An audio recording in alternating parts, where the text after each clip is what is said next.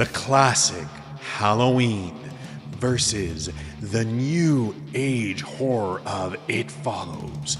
Who will be deemed the best? Stick around. Welcome back, guys, to Little Paula Horrors. I am Little Paul. This is Little Paula Horrors. I would like to say thank you so very much for tuning in for today. Today is the day. It is A, it's Halloween, so happy Halloween to everyone out there. And B, it is the day where I get to give my take on Halloween versus It Follows. So for all of you who have tuned in, thank you very much. For all of you who have subscribed, thank you very much. And for those who haven't, please subscribe.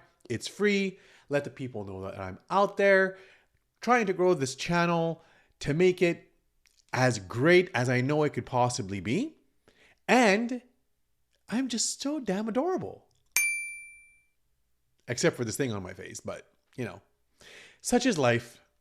So, thank you very much for tuning in, and let's get started. Little Paula's Horrors! Little Paula's Horrors! On October 25th, 1978, Halloween was released. At first, the film was not viewed by many people. Actually, at the time of its release, critics did not give it, shall we say, a warm welcome. However, as days and weeks passed, Halloween became more and more popular. Now remember, back in the 70s, there were no smartphones, no social media, everything was by word of mouth. And compliments about this movie started to spread like wildfire. By December of that very same year, the film had grossed over $10 million on a production budget of about $325,000. Now, we need to understand that Halloween is not a gory movie, and by no means is the violence in the movie comparable to movies that came out later in the 1980s, and even today. What this movie has is atmospheric tension, which grips you at your throat and doesn't let go. The ambience, the lighting, the musical score, and the use of shadow in Halloween make it all more prolifically terrifying. Not much blood is shown, and much of the jump scares are induced by the music and the presence of Michael Myers. Now, we all know the story, and if not, well, here it goes. On a dark and stormy Hallows Eve, Dr. Samuel Loomis, along with his nurse, have been ordered by the court to transport Michael Myers from the state asylum. At the tender age of 6, 15 years previously, he had murdered his sister Judith Myers. Now, as they drive into the asylum's driveway, they notice that a bunch of patients are wandering outside during the rainy, stormy night. Dr. Loomis decides to investigate, and it's at that time where Michael Myers jumps onto the roof of the car and forces his way into the car while the nurse leaps for her life to get away from Michael Myers. The stage is set now for Halloween. So far so good? The next day, which is Halloween, Michael Myers makes his way back to Haddonfield and crosses paths with 3 high school teenagers by the names of Laura, Linda, and Annie. And from there, at night, the terror begins. Michael stalks the teenagers without them knowing. He picks them off one by one without the need of much gore or of sadistic violence. Much of the terror felt by the viewers while watching the movie is derived by the musical score and the use of lighting and shadow. And that is it. That is what makes Halloween such an amazing film. Yes, the acting can be better, but the mere presence of Michael, his movements, the heavy breathing which you could hear from him wearing the quintessential and unforgettable William Shatner mask, coupled with the music, lighting, and use of shadows, just add to the terror and enjoyment of the movie. And Laurie Strode, played by the incomparable Jamie Lee Curtis, does a phenomenal job playing the final girl in this movie by exhibiting innocence at the beginning and displaying the terror she encounters when she comes face to face with Michael Myers, the evil, and fights back to save herself. Halloween is a scary and suspenseful, viscerally thrilling movie which set the standard for modern horror films by keeping the plot simple and straightforward.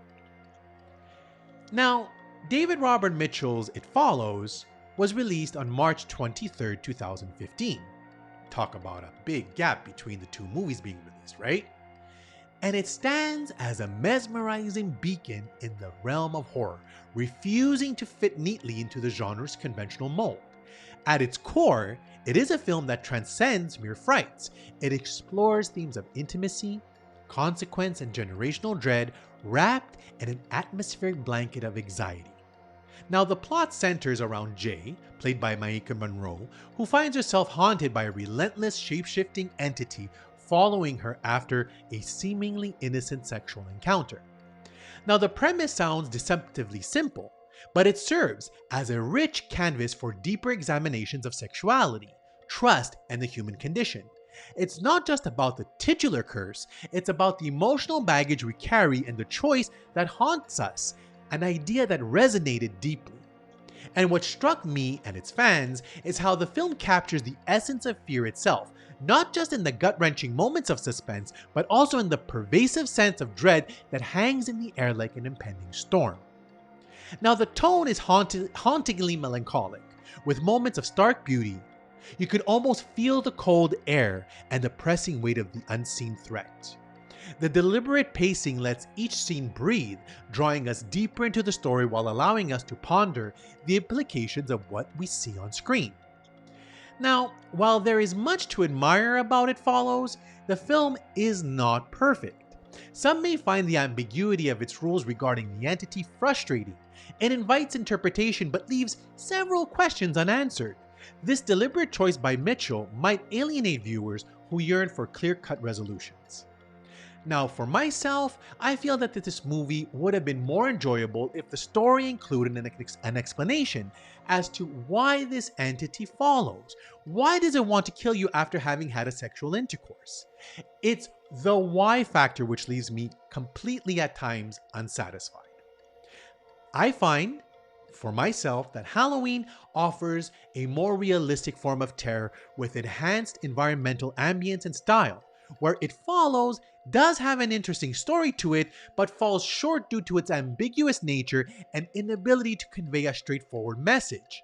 It relies too much on the viewer and viewers' interpretation of the over-symbolic and allegorical messages.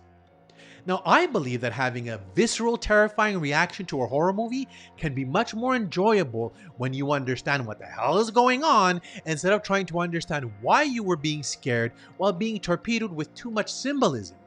Basically, a guy standing in front of you with a butcher's knife who popped out of nowhere will make you run for the hills faster than watching something from a distance, which may be naked or clothed, walking towards you at a snail-like pace.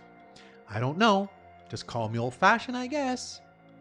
And there you have it, guys. My take on these two very popular movies, Halloween and It Follows. I hope you enjoyed it. And I really would like to hear from you.